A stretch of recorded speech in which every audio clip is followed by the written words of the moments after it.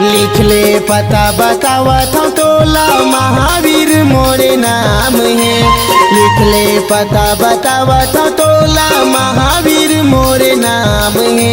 डोंगरिया कला मारता वो बाई से मरिया पारा मुरघर है। डोंगरिया कला मारता वो बाई से मरिया पारा मुरघर है। लिख ले पता बतावत हूँ तोला महावीर मोरे नाम है। लिख ले पता बतावत हूँ तोला महावीर मोरे नाम है। डोंगरिया कला मारता वो बाई से मरिया पारा मुरघर है। डोंगरिया कला मारता वो बाई से मरिया पारा मुरघर है।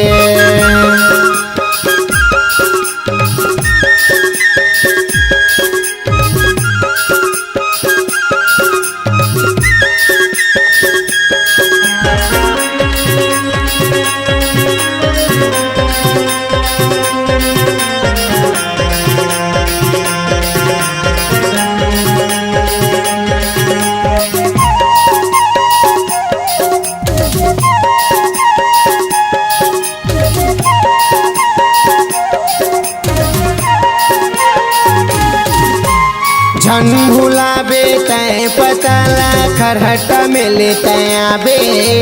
भरेली माया के नाम ला पूछबे झन तय हो ल जाबे।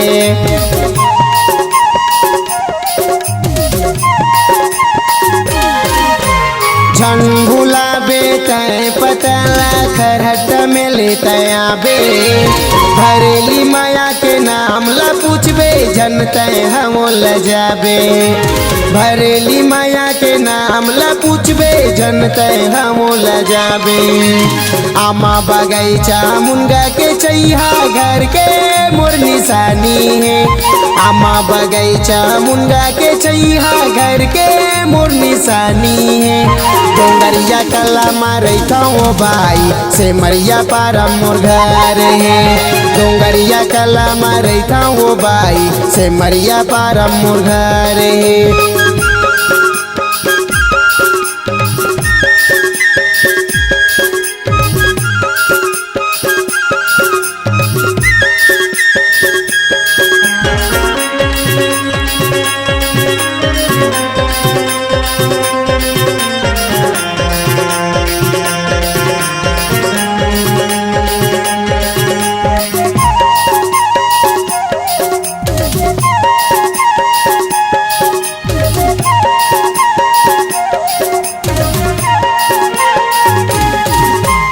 तोर पीछू माँ घूमत हवा वो मन नहीं लगे काम माँ।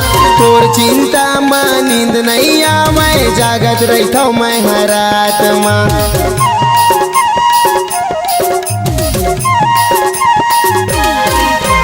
तोर पीछू माँ घूमत हवा वो मन नहीं लगे काम माँ। तोर चिंता माँ नींद नहीं आवे जागत रहता मैं हर रात माँ।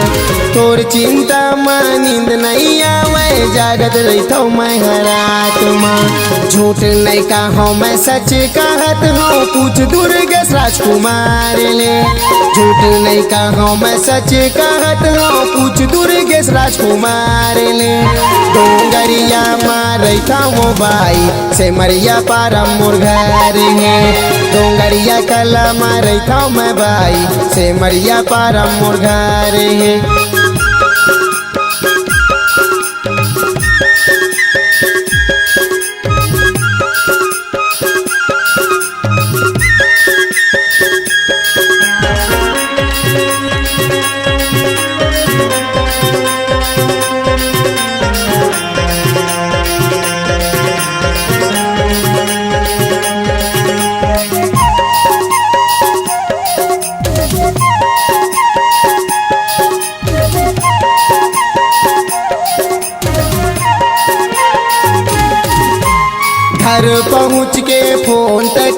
81 में 0449 में वो रानी निकल हूँ मैं दुआरी में।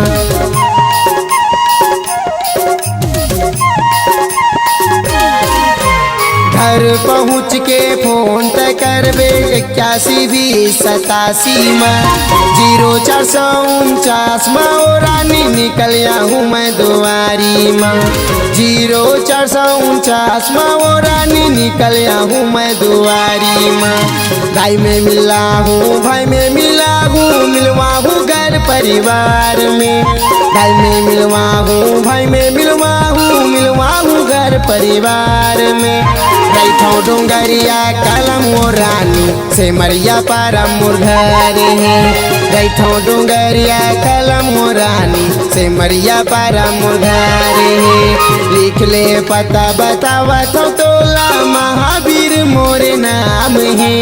लिख ले पता बतावा तो तोला महावीर मोरे नाम है। डोंगरिया कलम रही मैं भाई से मरिया पारा मोर घर है।